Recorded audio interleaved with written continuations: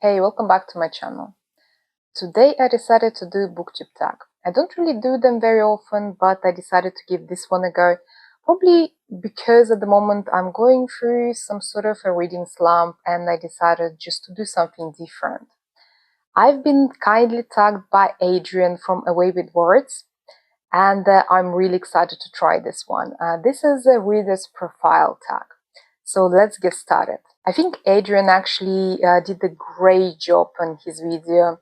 I will put it in the links down below so you can have a look. I absolutely love his channel. I think at the moment this is my favorite channel in terms of book reviews. All of his book reviews are so thoughtful, so deep and so beautiful. I think I have a long way to go to actually learn his level of editing. My videos are rubbish in comparison. I absolutely love his channel. I would highly recommend it. But anyway, let's actually go to the first question. What for you makes a good book? I think it's a very deceiving question, to be honest, because it sounds very simple. But at the same time, when you start thinking about it, it is quite complicated. I think the easy answer for me is sort of when the book makes me think. And I would say it is actually true for any genre I read, because any sort of genre can make you think about something. That's why, for instance, if you saw one of my previous videos about Blood Over Bright Heaven, why I didn't necessarily was in love with this book, because I felt that every idea was just handed to you. And it's not just the case of it being just being handed to you. It was forced on you. I felt at times that the book was simply shouting at me, and as if the writer didn't really trust in me as a reader to fully understand the message. I personally don't really like this sort of books, and at the same time, I think sometimes when the book is too obscure, it can be a little bit tricky as well.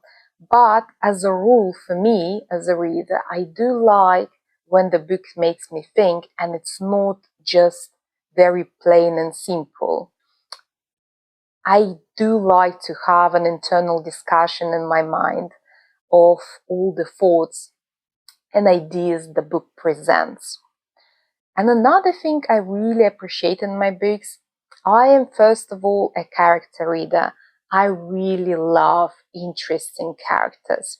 They might not be necessarily good characters. I don't really need my characters to be likable, but I want my characters to be complex and interesting. That's why, for instance, for me, some type of books don't necessarily work. For instance, I had this conversation with another friend of mine that has another channel, Four Corners of the Page. David and I spoke about Three Body Problem trilogy. I know that he loves this trilogy, and I absolutely understand why it's very popular, and I think it has very interesting ideas. But unfortunately for me, I am one of these unlucky people who invested lots of time in this trilogy, and I didn't necessarily understand why people like it. I feel for me, the book can't be carried only on the ideas. I feel I need something else. And unfortunately, in case of Three Body Problems, that was the case for me, and I didn't finish the trilogy. I did push for it till the third book. I did finish first and the second book.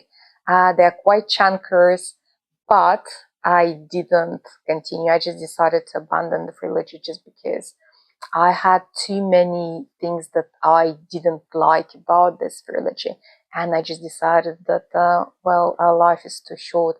I don't think we need to waste our time, our precious time, on books that we don't necessarily like. And the next question of the tag is, what are you currently reading?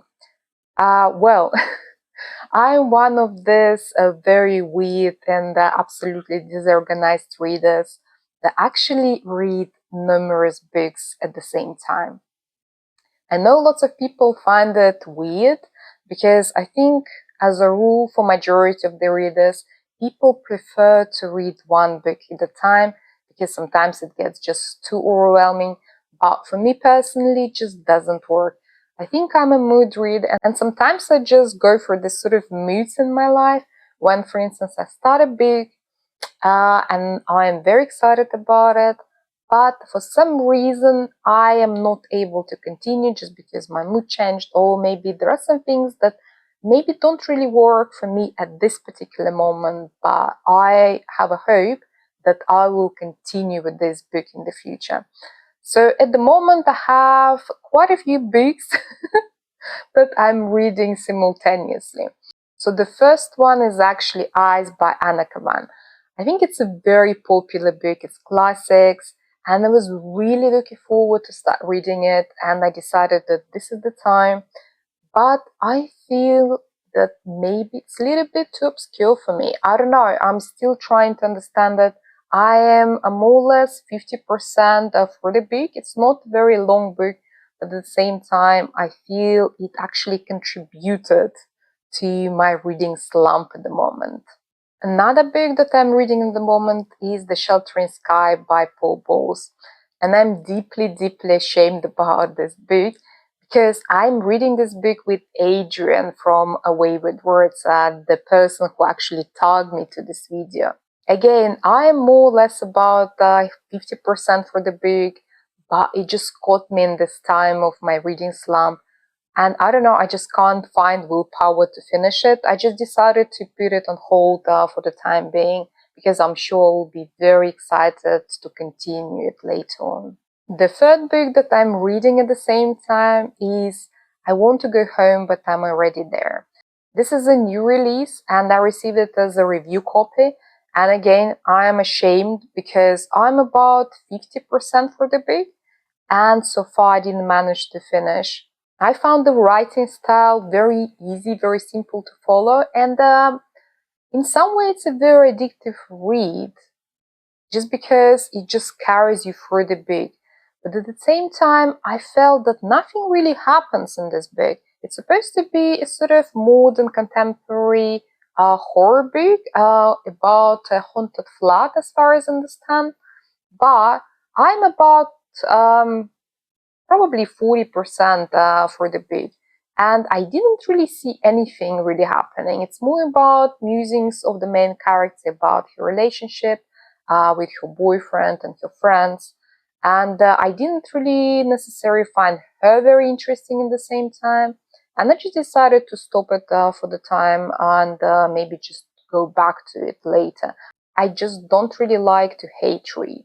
And the next book that I'm reading at the moment is The Night of a Witch Hunter by Patrick Bob. I didn't realize when I actually ordered this book that this is a series and this is continuation of the series. And even though I think all the books in this series are sort of standalones, but now I'm thinking probably I will try to get a first book in the series and start reading maybe the series since the beginning. I think in case of this book, The Night of a Witch Hunter, it's a very sort of pulpy witch hunting contemporary horror, which is set in 90s. So if you have a bit of nostalgia about 80s, 90s, I think this book will really work for you. It is quite short, so it's quite a sort of easy read. But again, I stalled on it and I think I'm about 30-40% for it. And hopefully I'll manage to finish it by the end of this month just because it's very, very short. And the last book that I'm reading at the moment, and I actually really, really enjoy it. And this book was sort of an idea that was recommended to me again by Adrian from Away with Words. I'm really, really grateful to him just because I complain about my reading slump at the moment. And he just recommended me to pick up a maybe anthology of short stories because he personally finds it very helpful. And the funny thing, when I was having this chat with him, I was in a bookshop and I was just browsing around and I found this anthology of short horror stories by Agatha Christie. To be honest, I didn't read many books by her. I think I read The Murder on Orient Express a few years back, probably about 3 or 4 years back, and I really enjoyed it. But for some reason, I didn't really pick up any of her other books since then, and this is my second book for her. And this is a collection of horror stories. Well, I love it. I have such a great time with this book at the moment. It's very interesting because I read quite a few short story collections in the past, and this is always the case for me when you like a few short stories in the collection, but the rest of the short stories are maybe just normal, they're okay, but nothing really exceptional, or some of them are just meh. Uh, in case of this book, I am not joking. I love all of them. I think it will be very difficult for me to actually select which one of them I prefer at the end of this book, but I think it's just like it's absolutely brilliant collection of short stories, and it's called La Science. I'm not sure if I pronounce it correctly, but I think when I'll finish this book, I will put actually a full review probably, but you can see it on the screen at the moment anyway. And the next question of the tag is, what was the last book you didn't finish and why? Well, I learned to DNF. Uh, it is quite complicated sometimes for me emotionally, just because you feel you have all these books and you're very excited about all of them. Because when you buy a book, you have a certain idea about it, and you're excited to explore this new world, to see the ideas of this book. But sometimes you start reading it and you just realize it just doesn't work for you. And you are facing a choice to push for it and probably just hate it, all this experience, and probably yourself at the moment of reading this book, or you just DNF it. And in the past, it was very difficult for me to DNF the book just because I felt guilty about it and I was still trying to force myself. But at some point, I just realized that it's just not worth it. Even if you force yourself reading a book, you just don't feel satisfied in the end, at least in my experience. I found that very rarely that I actually enjoyed the end of the book if I force myself finishing it. And I decided to actually learn DNF in the book. Anyway, the last book I DNF, I think it was Smiley, no, Yanam Dong Smiley Laundromat. Well, I'm not sure if the name is correct, but I'll put it on the screen. I don't remember it at this moment. But this is sort of a collection, loosely connected short stories, and they're all connected by a neighborhood in Seoul in South Korea, and by this smiley sort of happy place laundromat, where there is a diary that someone left, and people started writing their troubles in their life and just giving each other some sort of suggestions or just encouragements generally. And this book sort of discusses human relationship, how people help each other to go through difficult times. And I think the message of it is very enticing and supposed to be a very cozy read. But I think it was the sort of another example of this recently very popular genre of healing fiction. Usually it's coming from Korea, Japan, and I personally read a few of them, but majority of them are just fine. And I found them very repetitive, very similar, and I just decided that probably I just should stop giving my attention to them. It just doesn't mean that these books are bad, but they are just all the same for me. I don't find anything original there, and I really, really enjoy them. And this was the case with this book. And the reason why I decided to DNF it in the first place, I actually finished 1.5 stories. I think there are 4 of them in the book. but I felt enraged and manipulated at some point because I don't know, I just found it very peculiar because on the cover of the book it's written that it's a bestseller book. I don't know. Do people like feeling manipulated, emotionally manipulated, or maybe just me? I don't know. But the stories, what I noticed when I was reading the first story, I felt that the author was really sort of piling up this emotionally challenging situations when you are really getting frustrated and potentially very emotionally invested in the characters. And after that, it's followed by a series of very convenient, but at the same time, fast and satisfying resolutions of the situations that we are wrapping it up very quickly and very, very conveniently. So I felt when I started the second story in the book, it was just following the same sort of trajectory. And I'm just not really happy about it because you feel that the author is deliberately just pushing you for this period of very negative, very enraging experiences deliberately. So you just feel invested in the situation because you want it to be resolved and just to feel good about it. And after that, it's just being resolved very fast and very conveniently. Uh, I didn't like it. I felt it very lazy writing, very fast. Yes, probably very cozy if you like being enraged at the same time. I don't know. But unfortunately, it just didn't work for me. And the next question is, what are the obscure books that you wish other people read? I think obscurity is quite subjective sometimes because maybe we are just not exposed to this book and we feel that maybe not many people know about it, but probably it's just not the case. But when I was thinking about this question, I thought about three books in particular that I feel probably deserve more attention that they get at the moment. And the first book on this list is actually probably the most controversial from this list, is Poor Things by Alistair Gray. Why I think it is obscure?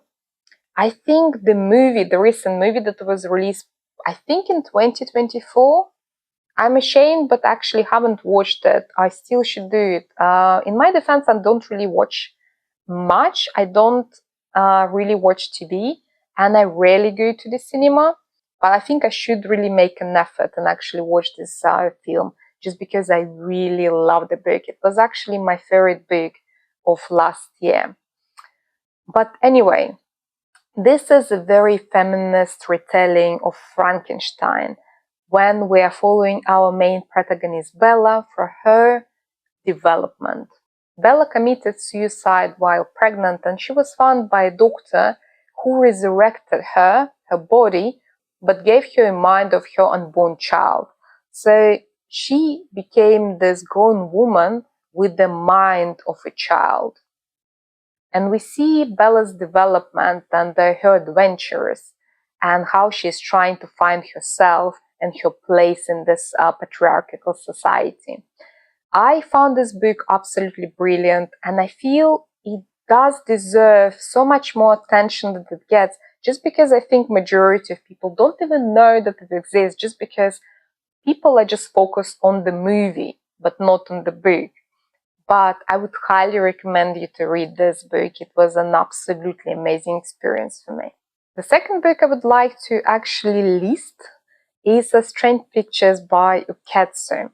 I have a full book review on my channel and I'll just link it down below. So if you're curious to see it, please have a look. But this is a sort of horror murder mystery. I didn't really find it very scary. I would say it's more unsettling, but it was very original because in this book we are sort of playing a role of detectives trying to solve this mystery using certain drawings created by different characters in the book. So while reading this book, you see these drawings and you're trying to solve clues based on these drawings. I found it very, very interesting experience. It's a very, very easy read, and I found it very captivating, and I think the story is very original and interesting at the same time. I don't want really to talk much about this book here, so if you're interested, please have a look at my full book review. And another book I would like to recommend in this list, there are 3 of them. It is African Samurai. I love this book. It made me cry, and I think it scarred me for life. In this book, we are following the first and the only African samurai in the history of Japan. We see our main protagonist, Yusuke, and he's actually a historical figure. It did happen, but at the same time, there are, I think, not many historical records of him and the events surrounding him generally. So I think it's more like historical fiction, so it's like an interpretation of the situation. But regardless of it, I found this book absolutely amazing. I didn't really see many booktubers mentioning it. I personally found it from the channel of Brothers Gwyn, because they tend to read lots of historical fiction, but I didn't really see it anywhere else, to be honest. That's why I feel probably personally that this is quite an obscure book, but I would really, really like to recommend it to you, especially if you're one of the people who want to read Shogun, because Shogun is such an investment of your time. It's a chunker and it's a whole series. But in this case, we are following a Japanese samurai, African Japanese samurai, and the book is so short. I think it's about 300 pages, but it punches. It is so beautiful. At the same time, it's so devastating. It has very interesting friendship at the base of it as well. I loved it, and I wish more people read this book. And the next question on the list is, what is the longest book you've read? Well, when I was actually trying to think about this question, I'm not sure, because there are so many books that I personally read, and obviously I can't really remember all of them, especially since my childhood. And probably there are much longer books that I've read, but I just don't really remember at the moment. But I decided to just come up with an idea, and this is Salem Slot by Stephen King. At some point, I had an idea of trying to go through whole Stephen King's bibliography, and well, I'm ashamed again. I am very often ashamed in terms of my reading, because I don't really feel I follow through with lots of my ideas. But anyway, I am still continuing this project, but I did read Salem Slot. I really liked it. I think it does give us back this terrifying vampire figure, just because I think recently we are sort of bombarded by more mild versions of vampires, the sort of good-looking, sparkly sort of creatures that are not necessarily terrifying. But this book really, really portrays vampires well. And again, like with many of the Stephen King's books, you get this amazing feeling of this small town, small community. I found it really, really interesting. I know it's a very controversial probably thing to say, but I find Stephen King books very cozy for this particular reason. Just because probably they're not really concerned with cozy subjects, but just because he has an amazing ability of portraying the small communities. I found the setting of books very cozy, and I always enjoy his settings. But okay, let's actually move to the next question. I think this video is getting very long. The next question is, if you would like to have a dinner with 5 of the fictional characters, what these characters would be? I thought about it, and I hope you like my list. And the first fictional character that I would love to actually know personally, and I would be absolutely delighted to have dinner with them, is Ophelia from Remnant Population by Elizabeth Moon. This is a sci-fi book, and our main protagonist is an older lady. And she lives on this planet with her family and the entire colony, and they're trying to terraform this planet for the humanity.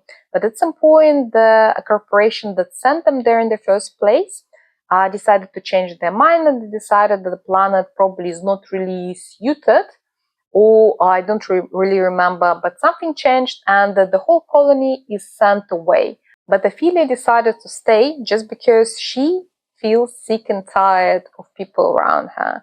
She is an older woman, and she feels that she's not really giving enough credit for everything she does for her family and the community. She's constantly being bossed around and just unappreciated, especially by her family. And Ophelia just wants to be free from judgment of her family and the society, and not to be criticized constantly on daily basis based on her looks and actions and what she says and does. And she just decided to stay alone on the planet, just live out the rest of her life there alone and just enjoy this time. But at some point we realized that probably Ophelia is not alone on this planet. I don't really want to explain the rest of the book to you. I think it's a very interesting book, and please give it a go if you're intrigued by this very brief synopsis. But I love Ophelia. First of all, I feel we don't really have many elderly characters in our books. Not necessarily elderly, because I don't really think Ophelia is an elderly character. Let's say older characters. And she was absolutely amazing. I really felt her frustration, even though I'm not of her age, but I really, really felt her. And I just really wanted for her to be happy and to succeed. And yes, I would really like to know her. She's probably grumpy at times, but at the same time, I feel she's a very sort of contrarian and strong character. And she just wants to follow her dreams. And I would like probably to learn a few things from her. And another character that I would love to know personally is Rocky from Project Hail Mary. If you read this book, you probably think that I'm cheating because Rocky is not really a human being, but I still can have tea or dinner with him. And I would be absolutely delighted to know him. Probably in the beginning, I'll be a bit terrified to see him just because I have arachnophobia. Rocky is not a spider, but shaped like one, let's say. But I found friendship in Project Hail Mary absolutely precious, and I would love to know Rocky personally. And the next person I would like to have dinner with is Zhu from Shibu Who Became the Sun. I'm not sure I pronounce this name correctly. It's a Chinese name. I really apologize if I butchered, but I absolutely love her. In this book, we follow her when she is part of this very poor Chinese family, and there is a famine in the region. And she lives in a shack with her father and her brother. And at some point, when they go to a future teller, her brother is promised a great future. But some things happen, and her brother dies, and she decides to steal his destiny and to achieve greatness because she was promised obscurity and death. So our character is very desperate to become her brother to survive. And we see her personal battles and her way to greatness for this book. I found it very fascinating. I found the world building very interesting. I found the reading very captivating at the same time. I absolutely love this book. To my shame again, I didn't continue with the series. I still need to read the second book, but I feel probably I will just read the first book first and continue with the series after it. And the fourth person I would like to have dinner with is Piranesi from Piranesi by Susanna Clarke. I found him so interesting, a sweet, and just very positive person. I think lots of us can actually learn a lot from Piranesi.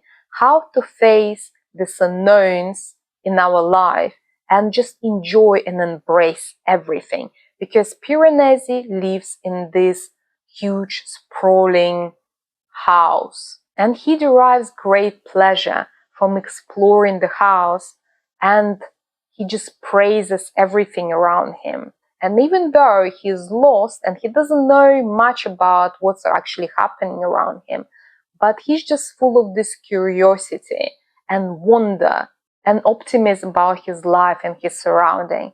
I think these qualities are very admirable, and I would like to know him personally and probably just learn a few things from him again. And the last character I would like to have dinner with is a very, very different character from this particular bunch, because I think, with an exception of Ju, I think the rest of the characters were very positive and very friendly. But the last character I would like to know personally, maybe not very closely, but I still probably would like to have dinner with him and maybe never see him again, just in case, is Glokta from First Law Trilogy by Joe Abercrombie. I think this First Law Trilogy is an amazing example of writing with amazing characters, because there is not really much plot happening in this fantasy trilogy, but if you like strong characters, you will still be in love with this trilogy. And Sandan Glokta is actually my favorite character from the trilogy. He was very good looking and popular and very successful nobleman when he was younger. But at some point he went for war, and due to some circumstances he got captured and tortured, and he was kept in prison for a few years.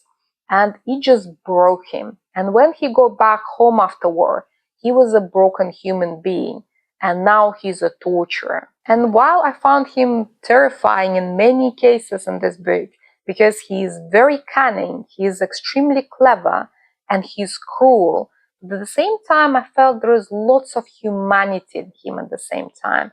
And I absolutely loved following his inner thoughts in the book. So yes, if you know, you know, I would like to have dinner with Sandan Glokta and never see him again. The next question actually contains 5 books as well. So I'm really afraid my video will be very long.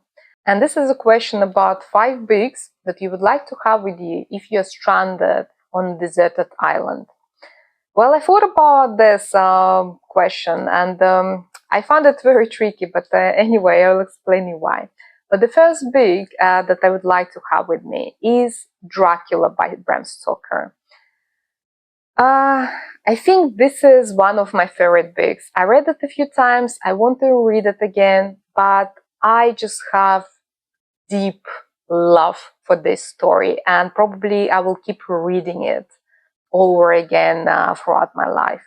And 2 other books that I would like to have with me, actually already in this video, I already mentioned them. The first one is Piranesi, and the second one is Poor Things.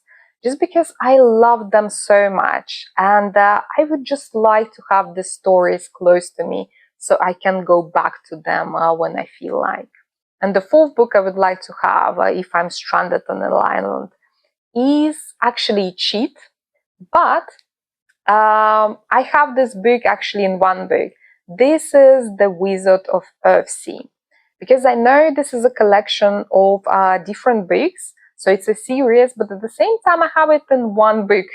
So I'm cheating and I say just The Wizard of Earthsea, the whole series of these books, just because I grew up on the series. I have deep nostalgia about the series, and I still need to read it because it was quite a while when I read it last time. And I'm not sure, maybe my opinion will change now, but I would definitely like to have it with me, just probably for nostalgic value. And it is quite a chunker. I think I will have lots of wonderful moments just reading it again and again. And the last book and why I think this question is very actually tricky. Just because we probably want to have something practical with us if we're stranded on an island. I don't know, I need to do my research, but I would like to find some sort of like compendium, I don't know, like encyclopedia or something, like a big chunky book with some practical tips how to survive if you are stranded, how to rebuild the bloody civilization. I want this book to have practical tips on building, carpentry, probably gardening, cooking, biology, you name it. Because if we're stranded on a deserted island, you probably want to have something practical with you. Yes, this is my fifth choice. I don't necessarily have the name of this book, but I'm sure it exists. And the next question on the list, and again, I have the same book listed. What is the book that you couldn't put down? Piranesi. I love this book. It was my favorite book, I think 3 years ago, if I'm not mistaken. It is very short, but at the same time, I couldn't put it down. It was so magical. I was just so engrossed in this house. I wanted to know the house. I think I felt like Piranesi myself. I was just absolutely in love with this world and I was lost there. And probably I would like to be lost even more in this world. I hope the book was longer, but we just should enjoy what we have. And the next question is more negative. 5 books or authors that you will never read. I think never say never, but I have some ideas about it. The first one is actually Rayleigh Sager. I already read 2 of his books, which probably cheat, but at the same time, I feel I will never read him again. I found his style of thrillers very convoluted, very convenient, and not necessarily clever. So I tried it. I checked the hype. It doesn't work for me. I don't even remember now what the books were about, which is a very bad indication. Yes, I will never go back to this author, unfortunately. And the next authors are very famous, and I know lots of people love them, but they're just not the style of books that I like. The first one is Colin Hoover, followed by Sarah J. Maas and Rebecca Yarros. I don't even know what to say about it, to be honest, just because it's just not the types of books that I personally like. And I just know that I will never read them. And the last one, I don't know, I was really thinking a lot about it just because I try to be generally open-minded, and probably there are lots of books or authors that I will never read. It's impossible to read everything. But at the same time, it's very difficult to come up with the very sure no that I will never touch this author book. And I was struggling with the next one. But at the same time, when I was watching video by Adrian from Away with Words, I realized that he listed a book that, yes, I will never read. That's autobiography by, memoir actually, I think, or autobiography, I don't remember, by Boris Johnson. Well, I'm just not interested in his life, in him in general. I don't really like him, and I will never read this book. And the next question is, if you've ever written a book, what it would be about? Well, I am a reader. I'm not really a writer. I don't think that I will ever write a book. Just because I think it's a very different skill set, and I feel sometimes we'll have this sort of idea or sometimes delusion, maybe, I don't know, that if we read, we can be good writers. But I think these skills are very different. And sometimes, and some people, they coincide and you definitely can develop them. But in my case, I feel my English probably is just not good enough, and I will always feel that I can't really necessarily explain myself in a very eloquent way. And I feel this is my biggest limitation, probably. and that's why I don't really have an inspiration to become a writer. But if I try to write something, probably it would be a fantasy book. I don't really have an idea at the moment, just because I've never really thought about it. But yes, probably it will be just some fantasy book. I think we'll just have to stop here. And the last question is, who would you like to tag in this tag? Well, I am so grateful to Adrian for tagging me here. Thank you very much. And I would like to tag 3 of my other booktube friends, and because I'm really curious to see their opinions on these questions and what they have to say. But the first person is 4 corners of the page. There we discussed a few things and we're chatting quite regularly. The next is AJ from Books and Brews. I love his channel. It's very cute. I absolutely love the ghost, and I think his videos are very informative. I would really like to have his opinion on these questions. And the last person I would like to tag is Dani Burgess. I started following her channel just recently. She's a new booktuber as well, and I really enjoy it.